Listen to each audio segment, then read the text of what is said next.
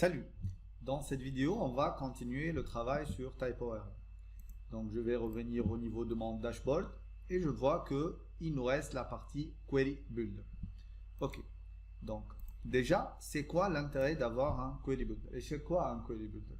Déjà, le nom parle tout seul. Query, c'est requête. Builder, c'est créateur, constructeur.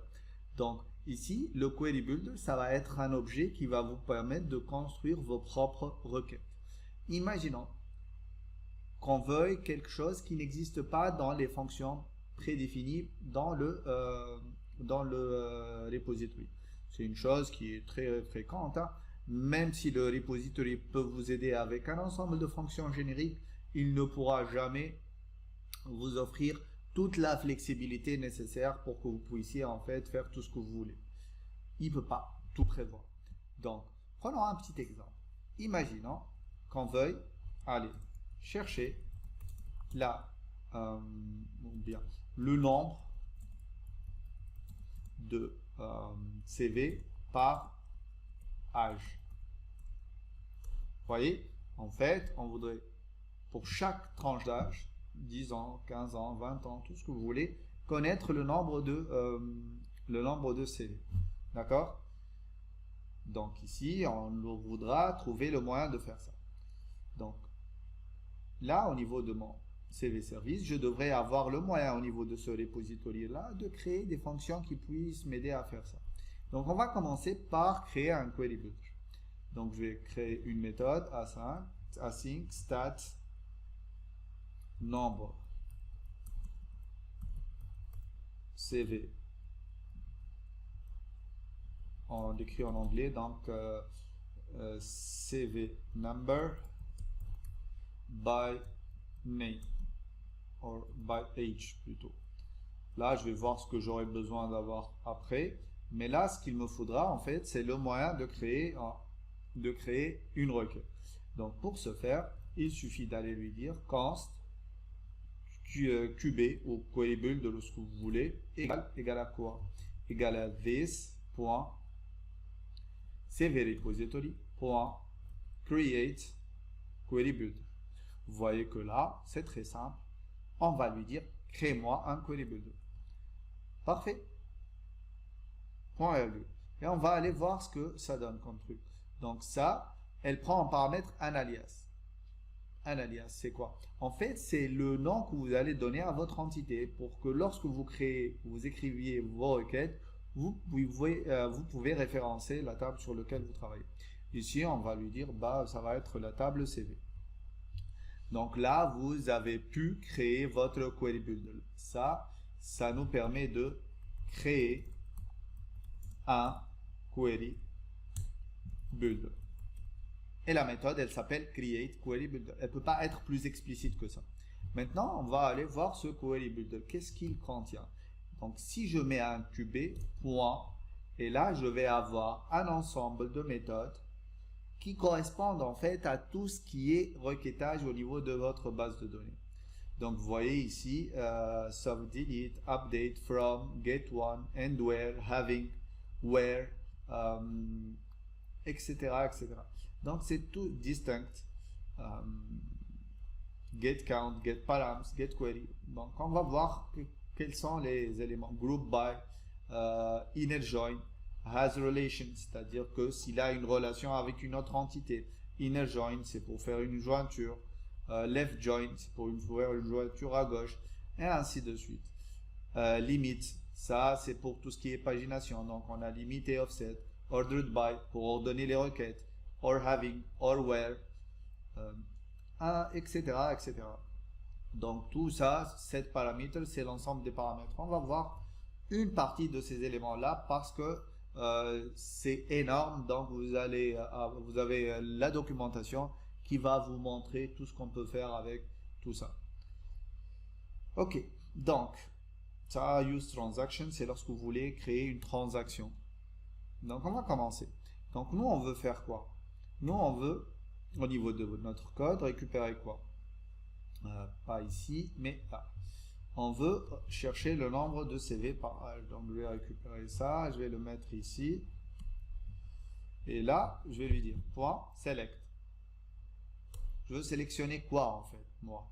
Je veux sélectionner le CV.âge, virgule, et le count de quoi?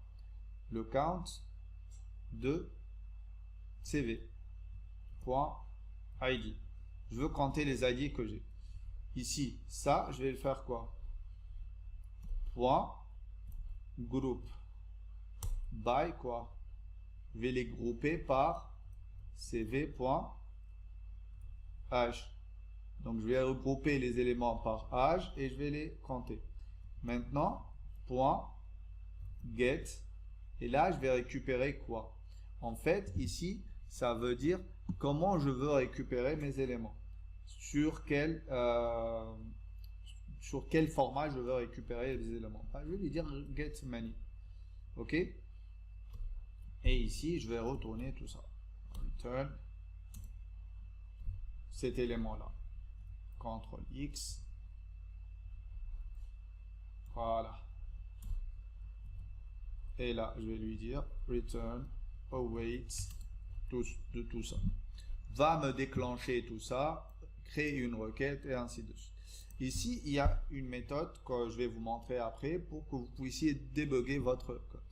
De l'autre côté, au niveau de mon CV Controller, je vais avoir une méthode que j'appellerai get et je vais mettre ici stat. Donc, pour y accéder, ça va être CV/stat. Pourquoi?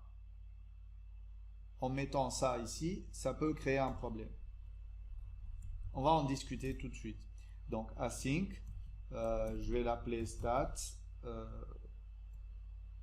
nombre CV number by age. Elle prend aucun paramètre et elle va me retourner quoi? This.cvService.stat number by age. Donc ça, c'est ce qu'elle va me retourner. Regardez ici. Si vous aviez quelque part ici une méthode get qui récupérait les éléments un par un, déjà je vais la faire rapidement. Donc je vais lui dire, je voudrais un petit get ici. Ce get là, elle va prendre en paramètre l'id et je vais lui dire get CV. Je récupère un CV. Ici, je vais récupérer at param. Et là, je vais récupérer mon ID. Et là, je vais lui demander de récupérer le CV par son ID. Et là, get, ici, j'ai déjà une méthode qui fait ça. C'est find CV by ID auquel je vais passer mon ID. Et là, elle va faire le travail nécessaire. Là, je ne veux pas de tableau d'entité, mais juste l'entité qui correspond à ce CV-là. On va la tester rapidement. Ici, je vais lui dire, par exemple, va me chercher les CV d'ID 7. Je vais lancer ça. Le CV d'ID 7 n'existe pas. Je crois qu'on l'a supprimé. Ce qui est sûr que le CV d'ID 1 existe. Je relance et nous avons récupéré notre CV. Super. Maintenant, je vais essayer de récupérer quoi? Les stats de mon CV. Donc, pour ce faire, je vais faire quoi? CV/stat. Et vous allez voir l'erreur qui va être déclenchée. Donc ici, je vais créer une nouvelle requête, CV/stat number by age. Je sauvegarde ça. Je vais aller ici directement, lui dire, bah, tu vas me chercher. Déjà, ça, c'est recover, donc je vais juste récupérer ça. Je vais sauvegarder ça, j'en ai plus besoin. Le delete, je le sauvegarde, j'en ai plus besoin. Le patch, je le sauvegarde, j'en ai plus besoin pour le moment. Je vais venir ici et lancer ma requête. Ici, je vais lui dire /stat. Est-ce que c'est à la fin S ou pas? Je vais ajouter une petite S. Voilà. Et je vais lui dire /stats. J'envoie. Le CV d'ID stat n'existe pas. Pourquoi j'ai ce problème-là? Tout simplement parce que n'importe quel routeur, dans n'importe quel framework que vous allez voir, il va fonctionner toujours de la même façon. Il va aller chercher la première route qui correspond à la route qu'il est en train de chercher. Donc lui, il cherche CV/stat. Est-ce que CV slash rien, ça match? Non. CV slash n'importe quoi. Et donc, ce n'importe quoi là, il l'a récupéré comme étant un CV. Donc là, il a craché. Ici, si on avait ajouté, c'est ce que je vais faire, notre parsing pipe, et que je relance ici, regardez l'erreur qu'il va déclencher. Validation failed, numeric string is expected. Et vous voyez que là, il y a un problème. Donc la solution, c'est quoi? C'est que toujours, lorsque vous créez vos routes, les routes les plus génériques, vous les mettez toujours à la fin. Toujours. Donc là, vous avez des paramètres, vous venez en bas et vous mettez vos routes. Ce qui montre l'intérêt et l'importance de l'ordre de création de routes dans votre routeur. Donc ici, voilà, là où j'ai des paramètres, je vais les mettre en bas. Voilà. Non, ça c'est bon parce que c'est... Je vais juste récupérer ça et le mettre ici. Voilà. Pour que toutes les routes statiques, elles soient en premier et les routes génériques, elles viennent après. Pareil ici pour le patch. Je le récupère. Et ça devrait être bon. Je le récupère et je vais le mettre en bas. Maintenant, ça va marcher. Regardez. Je récupère tout ça. Je viens ici. Je lance ma requête. Et là, j'ai un tableau vide. Pourquoi? Et là, je vais vous montrer comment on peut débugger notre code. Donc, je vais aller au niveau de mon code, ici au niveau du CV service, et là, au niveau du stat, CV, etc. Donc, ici, vous allez voir que, en fait, à chaque fois que vous avez à récupérer un ensemble d'éléments, vous pouvez tester avant de lancer votre requête, la requête qui va être lancée. Est-ce que c'est la requête que vous souhaitez? Est-ce que c'est bien ça que vous voulez exécuter dans votre code? Donc, pour faire ça, vous avez tout simplement une méthode qui s'appelle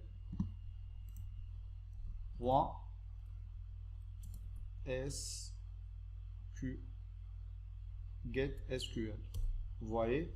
Donc, je vais tout d'abord faire un console.log. Je vais récupérer déjà tout ça. Je vais plus faire le return ici.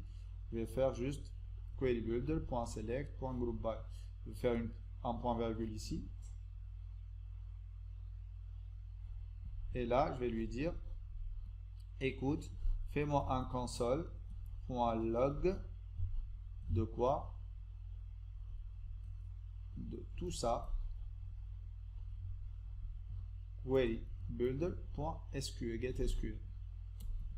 Et ensuite, retourne-moi de querybuilder.getMenu. Voilà. Au niveau de mon contrôleur, il n'y a pas de problème, donc tout va bien. Juste ici, je vais voir la méthode stat.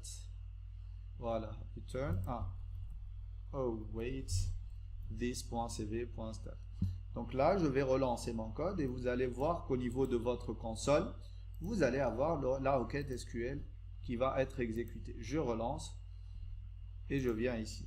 Et là, il me dit, je vais faire un select cv.age, count cv.id from cv, where cv.deletedAt is null,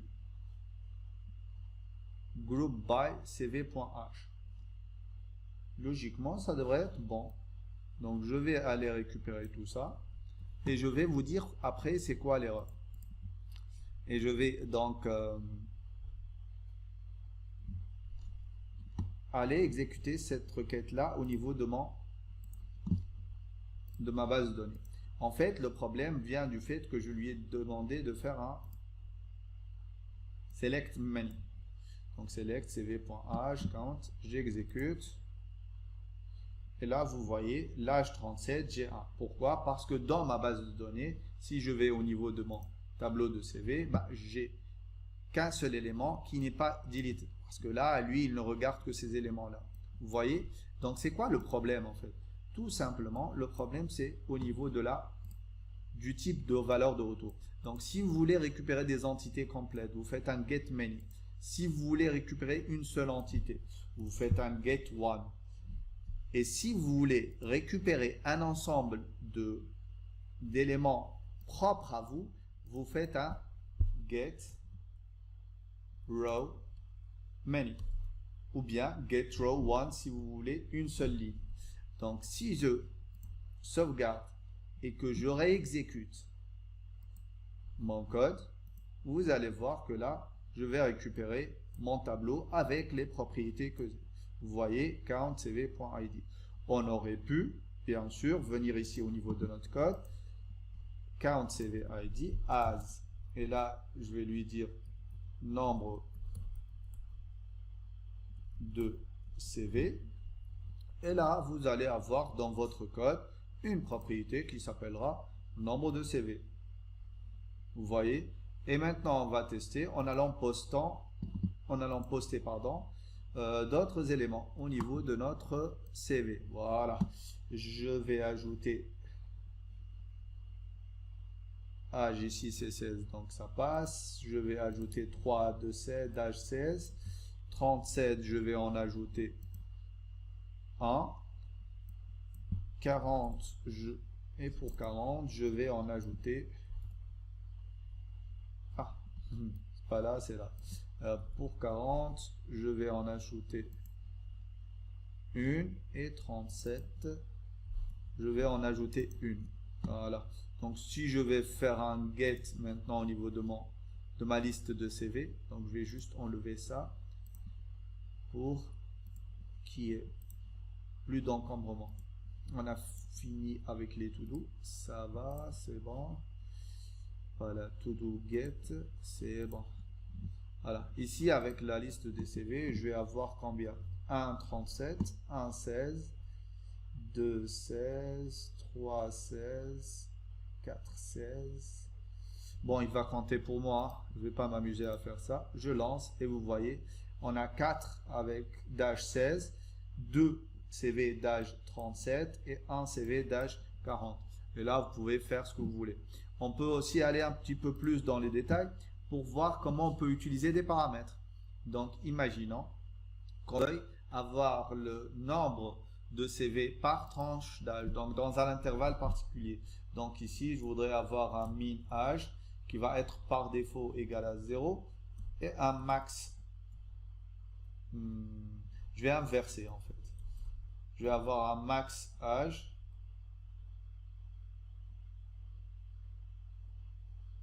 et un min âge qui est par défaut égal à 0. D'accord?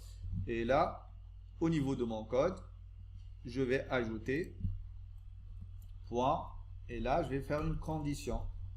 Point where quoi? Where cv.âge est supérieur à 2.âge min and cv.âge est inférieur à 2.âge max. Et là, vous voyez, en ajoutant 2 points, je lui dis que ça, c'est un paramètre. On aurait pu créer une chaîne ici et faire ça. Je vais vous le montrer de suite. On aurait pu faire ça. .where cv.âge, là je vais utiliser un template string. cv.âge supérieur à $cv, comment je l'ai appelé moi, min âge, and cv.âge inférieur à max âge. Techniquement, c'est faisable. Sauf que en utilisant cette méthode-là, on est vulnérable. On est vulnérable à quel type d'attaque? C'est les SQL injection. Donc, pour éviter ce problème-là, ne faites jamais ça. N'utilisez jamais ça. Donc, vous avez dans vos paramètres, point, et ici, vous pouvez lui dire, juste une seconde, point, set parameters. Et là, on devrait avoir quoi? Juste une seconde que je vérifie. Donc, dans cette parameters, elle prend un tableau de paramètres, je crois. OK. Ou bien un objet, voilà. Ici, je vais lui dire min âge. Âge min, j'ai mis. OK. Donc, âge min de point. Ça va être min âge, virgule, et âge max deux points, ça va être max âge. Bien sûr, si on avait nommé avec le même nom ces deux-là, on aurait pu utiliser les raccourcis de JavaScript. C'est-à-dire que là, je vais lui dire min âge, max âge. C'est tout. Et là, il comprendra automatiquement que c'est le même nom. D'accord? Là, on va réessayer et lancer notre code. Donc, au niveau de mon contrôleur, j'aurais pu ajouter quoi? Ici, au niveau des paramètres de mes stats, avoir slash 2.max slash 2.min. Et là, au niveau de mes paramètres, aller chercher des paramètres. Le premier paramètre, ça va être max, que je vais parser en parse in pipe. Et le second, ça va être virgule, CTRL D, ça va être min, en parse in pipe aussi. J'aurais pu aussi faire quoi? Qu'est-ce qui cloche ici? Pourquoi ça le dérange? Ah oui, c'est normal. Ici, ça va être le max. Et ici, ça va être le min. Par contre, en faisant ça, je n'ai pas les contraintes sur mes DTO. Donc, j'aurais pu prendre ça au niveau du body. At body. Et là, je pourrais lui dire param stat param. Bon, je vais récupérer tout le body en fait. Ici, ça va être stat param de type stat param DTO. Et là, j'aurais pu tout simplement mettre des contraintes au niveau de mon code. Donc, tout ça, c'est faisable. Bon, là, pour le moment, je ne vais pas le faire pour ne pas perdre du temps et pour ne pas avoir une vidéo très longue. Je vais juste essayer et tester des paramètres ici manuellement. Donc, je vais lui dire 18. Non, l'âge maximum, ça va être 15, 50 et ici, ça va être 18. Et donc là, logiquement, lorsque je vais lancer ma requête, il ne va pas m'afficher le 16, plutôt juste le 37 et le 40. D'accord? Je vais tester. On n'a pas ça. Pourquoi? C'est quoi l'erreur? Donc, select cv.age, count as, nombre de CV, from CV, where cv.age supérieur à point d'interrogation, and cv.age inférieur à point d'interrogation. Est-ce que j'ai inversé? Donc, max âge 50, min âge 18. Et moi, dans mon CV service, il faut que l'âge soit supérieur à, voilà, j'ai inversé, au min âge et que ça soit inférieur à max âge. Voilà. Donc, je relance et je fais un send et vous voyez que j'ai mes deux paramètres. Donc, on a vu dans cette vidéo un peu longue comment utiliser les query builder. Donc, vous avez la documentation que je vais vous montrer tout de suite. Au niveau de du repo spécial propre à TypeORM, là vous avez plein d'options. Vous voyez pourquoi je n'ai pas pu tout montrer, parce que vous voyez que vous avez une infinité d'options que vous pouvez voir et ça peut vous aider énormément. Donc allez voir la documentation. Maintenant vous savez comment créer un query builder, comment le paramétrer, comment l'utiliser, et donc vous pouvez faire ce que vous voulez avec votre code. Voilà, j'espère que cette vidéo vous a plu et on verra dans la prochaine vidéo la partie relation entre les entités. Donc, on peut venir ici au niveau de notre dashboard et cocher cette partie-là. Voilà, à la prochaine.